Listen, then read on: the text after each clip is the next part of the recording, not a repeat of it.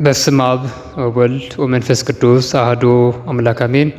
የተከበራችሁ ኦርቶዶክሳውያን እንደምን አደራችሁ? እንደምን ዋላችሁ? አሜን። ስለማይነገር ስጦታ ሁሉ የአባቶቻችን አምላክ የእኛም አምላክ ልዑል እግዚአብሔር ስሙ ዛሬም ዘወትርም የተመሰገነ ይሁን።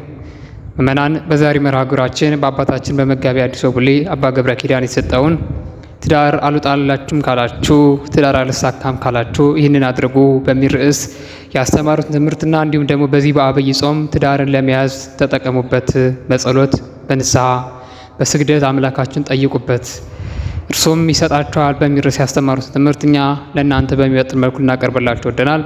እስከ ፕሮግራማችን ፍጻሜ ድረስ አብራችን ቆዩ።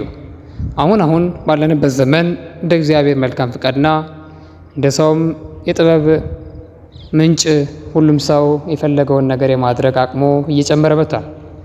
ነገር ግን አብዛኛውን ጊዜ በምንኖርበት ዓለም ላይ ጋብቻ ምን ማለት እንደሆነ የማያውቁ ሰዎች ስለ ጋብቻ የተሳሳተ መረጃ በመስጠት የጋብቻን አስፈላጊነትና ጥቅም ጋብቻስ እግዚአብሔር እንደሚሰጥን ባለማወቅና እንዲሁም ደግሞ በተሳሳተ መንገድ በመረዳት እግዚአብሔርን በመቶ ብቻ በራሳቸው መንገድ ትዳርን ፍለጋ ሲንከራተቱ ማየት የተለመደ ነገር ሆኗል።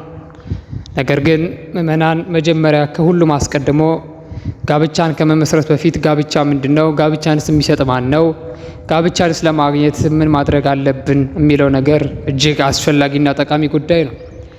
ጋብቻ ማለት አንድ ሴት ወይም ደግሞ አንድ መንፈሳዊ ወንድ የእግዚአብሔር ቤተ መቅደስ የሆነ ሰው ሌላ የመንፈስ ቅዱስ ማደሪያ የሆነች ወይ ደግሞ የሆነ ሰው ጋራ መዋሃድ መጋባት ማለት ነው።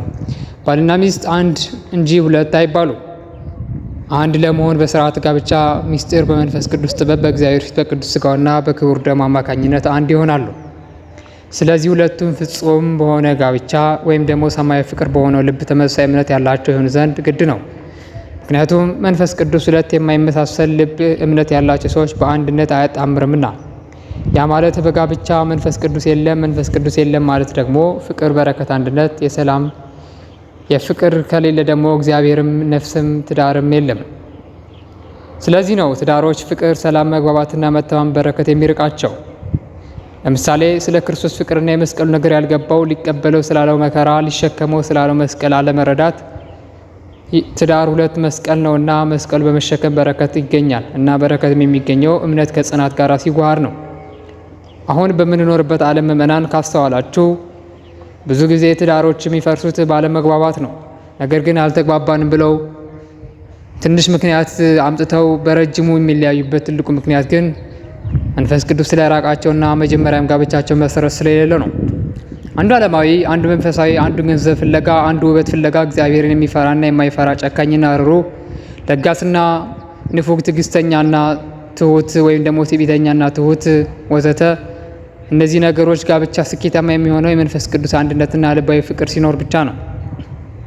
ከእግዚአብሔር ወይም ከመንፈሳዊ ሕይወት የራቁና በመንፈሳዊ ሕይወታቸው አንዱ ቀድሞ አንዱ የዛለ የማይመሳሰሉት ሰዎች በጋብቻ ማገናኘት መንፈሳዊ ድርጊት አይደለም። ክርስቲያናዊ የጋብቻ ሕይወት ለፈተና የሚጋለጥበት ምክንያቱም ጥንዶቹ ከክርስቲያናዊ ጋብቻ ተገንዝበው ስለማይጓዙና በመንፈስ ቅዱስ መንገድ ስለማይቆሙ ነው። ይህ ክርስቲያናዊ የሆነ ጋብቻ የሚፈልጉ ሰዎች በእግዚአብሔር ፊት አመፀኞች እና ተላላፊዎች ናቸው። ታማኞችና እርግጠኞችም አይደሉም።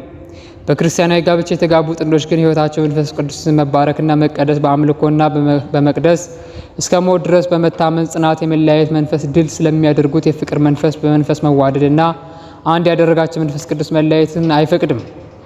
ለዚህም ነው ብዙ ጊዜ በመጽናት ውስጥ የሚታወቁ ትዳሮች እስከ መጨረሻው ድረስ ጸንተው በልጅ በሀብት በተለያዩ ነገሮች የሚባረኩት በእግዚአብሔር ፊት የሚባረኩት እግዚአብሔር መንፈስ ቅዱስ ስለሚፈቅድና እነሱም ደግሞ በጽናት ከእግዚአብሔር ጋር የሚመጣባቸውን ችግር ሁሉ አብረው ስለሚጋፈጡ ነው። ምእመናን ልታስተውሉ የሚገባው ነገር ትዳር ሳይፈተን የትኛውም አይነት ግንኙነት ሳይፈተን ትልቅ ደረጃ አይደርስም። ነገር ግን ፈተናውን የሚጸኑት ሰዎች በፈተና ውስጥ የሚያልፉ ሰዎች ጥቂቶች መሆናቸው ግን የእግዚአብሔርን ቸርነት ባለማወቃቸው መሆኑን ልትገነዘቡ ይገባል። በትዳር ውስጥ እግዚአብሔርን ካስቀደማችሁና በግንኙነታችሁ ውስጥ በፍቅር ግንኙነትም ቢሆን በእጮኝነት ሕይወትም ቢሆን እግዚአብሔርን ካስቀደማችሁ የሚመጣውን ፈተና ለማለፍ ምንም ከባድ የሚሆን ነገር የለም። ነገር ግን ዓለም ላይ ያሉ ትዳሮች ብዙ ጊዜ የሚፈተኑት እግዚአብሔርን ስለማያስገቡና ትንሽ ነገር በተፈጠረ ቁጥር ለመለያየት ቀድመው ስለሚሮጡ ትዳራቸው ተበትኖ ሜዳ ላይ ይወድቃል። ክርስቲያናዊ ጋብቻ መጨረሻ ያለው የማያልፍ ግንኙነት ሳይሆን የሕይወት ዘመን ግንኙነትና አንዱ ስለ አንዱ በመተሳሰብ በመከባበር በፍቅርና እግዚአብሔርን በመፍራት የሚዘልቅ ነው። ጋብቻ በቃና ዘገሊላ ቀድሶ የሰጠ ጌታ ደስ በማሰኘት ለቅድስና ለዘላለም ሕይወት መኖር ነው። ስለዚህ የጌታ ፍቃድ ምን እንደሆነ አስተውሉ እንጂ ሞኞች አትሁኑ። መንፈስ ይሙላባችሁ፣ በመዝሙርና በዝማሬ በመንፈሳዊ ቅኔ እርስ በርሳችሁ ተነጋገሩ፣ ለጌታ በልባችሁ ተቀኙና ዘምሩ። ሁልጊዜ ስለ እርሱ በጌታችን በኢየሱስ ክርስቶስ ስም አምላካችን አባታችን ስለ ሁሉ አመስግኑ። በኤፌሶን 5:17 ላይ እንደተጻፈልን ስለ ፍቅር ደግሞ እንዲህ ብለዋል፣ የገዛ ሚስቱን የሚወድ ራሱን ይወዳል፣ ማንም የገዛ ስጋውን የሚጠላ ከቶ የለምና። በኤፌሶን 5:30 ላይ እንደተቀመጠልን ይህች አጥንት ከአጥንቴ ናት፣ ይህችም ስጋ ከስጋዬ ናት፣ እርሷ ከወንድ ተገኝታለችና ሴት ትባል የተባለች ናት። ከእናንተ ደግሞ እያንዳንዱ የገዛ ሚስቱ እንዲህ እንደ ራሱ አድርጎ ይውደዳት። ኤፌሶን 5:33 ላይ ሚስቶች ሆይ በጌታ እንደሚገባ ለባሎቻችሁ ተገዙ፣ ባሎች ሆይ ሚስቶቻችሁን ውደዱ፣ መራራ አትሁኑባቸው። ቆላስይስ 3:18 ላይ እንደተቀመጠልን ጸሎት እንዳይከለክል ሚስትን አታሰቃያት። ቅዱስ ጴጥሮስም እርሷ አካሉ እርሱም ራሱ ነው፣ ሁለቱም አንድ አካል ናቸውና ለእርሷ ሲል ለእርሱ ስትል አባትና እናቷን ሰውን ይተዋሉ፣ ሁለቱም አንድ አካል ይሆናሉ ብሎ እንዳስቀመጠል ሁሉ ይህ ሚስጥር በብዙ መንገድ እግዚአብሔር አምላካችን ያከበረው እርሱም አክብሮት ብቻ ያልቀረ በብዙ መንገድ እርሱም ደግሞ ከፍ ከፍ አድርጎት ለዘመናት እንዲዘልቅ አድርጎ የሰራው ትልቅ መሰረት ያለው ነገር ነው።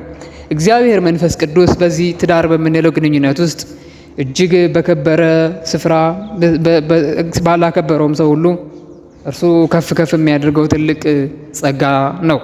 ማለትም እኛ በምንኖርበት ዓለም ሁሉ መሞታችን አይቀርምና ከመሞታችን በፊት ግን የምናሳልፋቸው ሕይወት ትዳር የምንለው የከበረ ግንኙነት በሕይወታችን ላይ አግኝተንና በትዳራችን ደግሞ ስኬታማ ሆነን ልናልፍ ይገባል። ምክንያቱም ምእመናን እንደምታዩት ነው። ዓለም በብዙ መከራ ውስጥ በብዙ ጭቅጭቅ ውስጥ ነው ያለችው።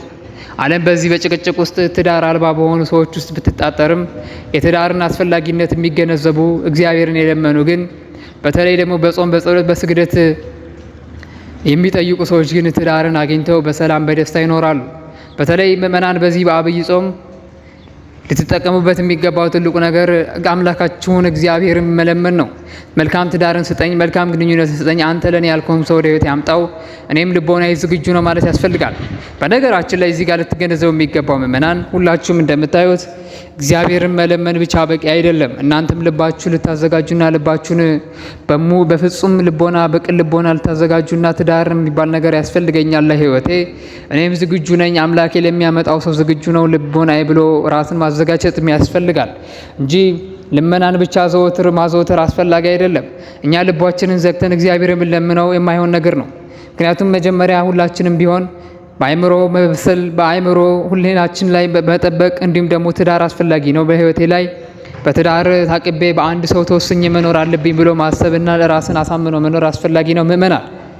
ለዛ ነው ታዲያ አካሌ ካካልሽ ተብሎ እንደተቀመጠልን እንዲሁም ደግሞ አምላካችን እግዚአብሔር ትዳርን ከፍ ከፍ እንዳደረገበት ቅድም በቆላስይስ እንዳየነው ሁላችንም ቢሆን በትዳር አስፈላጊነትን በመገንዘብ አምላካችን ልንለምነው ይገባል። በተለይ በዚህ በታላቁ በአብይ ጾም በመስገድ በመጾም በመጸለይ አምላካችን እግዚአብሔርን መልካሙን ሰው ስጠኝ ብለው በመጸለይ እርሱ የለመኑትን የማይነሳ የነገሩትን የማይረሳ አምላካችን እንደሚሰጠን እርግጠኞች ሆነን እርሱ መለመን ያስፈልጋል።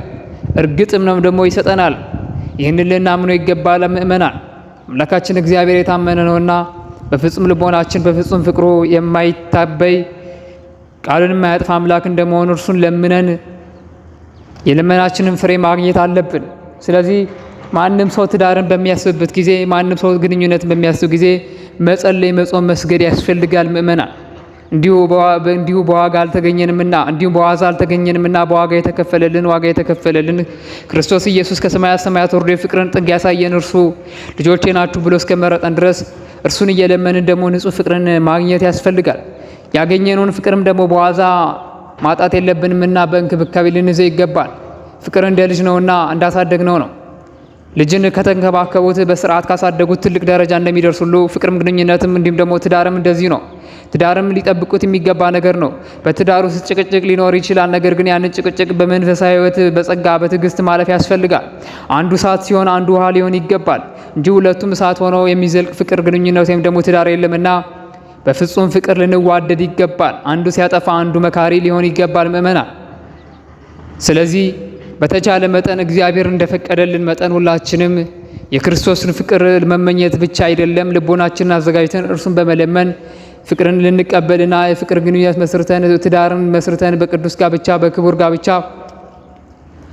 ከተከበረው ከቅዱስ ቁርባኑና ከክቡር ደሙ በመቀበል ትዳራችን ልናጸና ይገባል። ቤተክርስቲያን በምትሰራልን መልካሙን ስርዓት ሁሉ ተጠቅመን ትዳራችን ልናድን ይገባል ለማለት እንወዳለን።